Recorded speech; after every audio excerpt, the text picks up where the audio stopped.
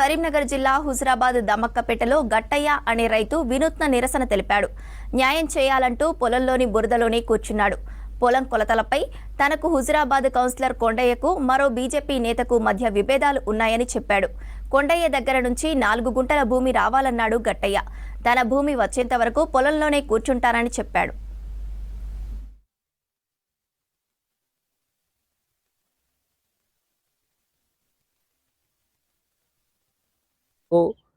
మా కౌన్సిలర్ కొండాలరెడ్డి గారికి, మా మాజీ ఎంపీటీ ముచ్చే సమ్మిరెడ్డి బీజేపీ లీడర్ గారికి భూమి సమస్యల వల్ల నాది ఎంసీ పెట్టుకుంటే ఏడీ గారి కొలతల వల్ల, డిఐ కొలతల వల్ల నా భూమి కొండాలరెడ్డికి పోతే అతను బంగ్లా కట్టుకున్నాడు.